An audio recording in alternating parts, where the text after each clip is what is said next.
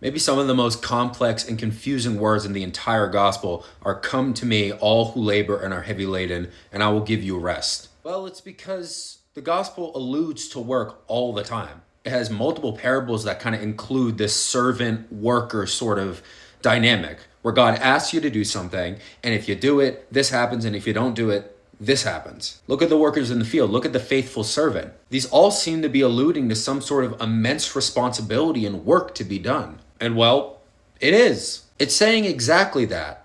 It's actually telling you that there is going to be a heavy responsibility. There is going to be this calling that you have as a Christian, but the relationship that you have with that and the nature of it is going to be a little different than you might think. One of the biggest mistakes we make as a Christian is that we hear or see from a distance what God wants from us and rush into it and then try to get it done perfectly. We've all been there. We've all done that sort of thing because it's what we think we have to do. And sometimes practice makes perfect, right? Maybe we should just bludgeon ourselves over the head 1,000 times and then eventually we'll get it, right? And this is complicated because our heart is supposed to produce a product, some work.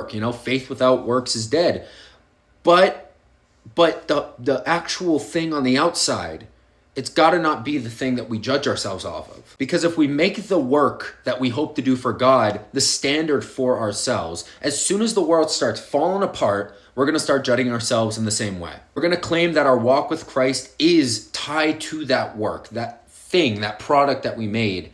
And it's going to be hard to come back from that. And I want to call on you to try something out. When you read a parable that talks about a servant or a worker or any sort of person that has to do something, substitute that person with a big, fat, giant heart, a big heart, and try to act like the heart is meant to be unfolding those same actions and see what it does for you. Because we know that the heart's condition is what Christ judges, that our heart produces work, yes, but that heart is still the foundation for that. Things like saying certain things or doing certain things or behaving in one way or another, they're all products of the heart, right? Yes, but over time, the heart evolves. And even when those things are still the same, even when you're not doing the things that you want to for God, your heart is changing in a way that you can't see fully. That's called sanctification, and it's like the main thing in this faith. So going back to that first parable, "Come to me, all who labor and are heavy laden, and I will give you rest," you got to look at what the heart is thinking when it reads that. The heart's response to work in the original sin that we have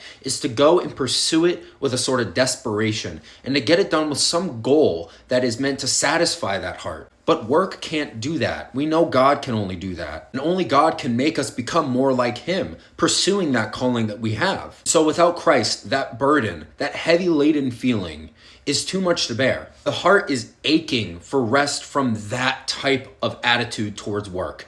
It wants to be free from the idea that it has to will itself out of bed every morning to try to be something that it could never be and satisfy something that will always be hungry. This parable does not mean that you will sit in your bed all day. It doesn't mean that you don't have responsibility anymore. And trust me, many of us are very hard on ourselves and we all know that. But we need some other thing to grasp onto or else we'll just go right towards that. And so if you either expect this walk with Christ to be really easy or too hard, get both of those sides out and go down the middle and say this is supposed to be a walk with Christ that is led by Him. That the outside world and the product of your faith is not the thing that keeps God resting within. Throw away your timetable and your timeline and just think for a second about what it takes for a heart to grow so much. The heart aches and yearns for the things that it's been given and hopes to receive. And it's not going to let those go right away. It won't. And you're not always going to be able to will yourself to go do the thing that you want to do. And that's fine. That's okay. Because God sees the brokenness that we all have. And he yearns for our connection with Him, recognizing that brokenness and surrendering it to Him. That is the work we take on. The work we take on is something on the inside so that we may be able to manifest something on the outside through sanctification, trusting in the journey. The heart of a Christian is like a marathon runner, has ultra endurance by the end of it, but sometimes the actual person might not look all that impressive, but that doesn't matter because Christ is going to stand in front of you and see that heart for what it is.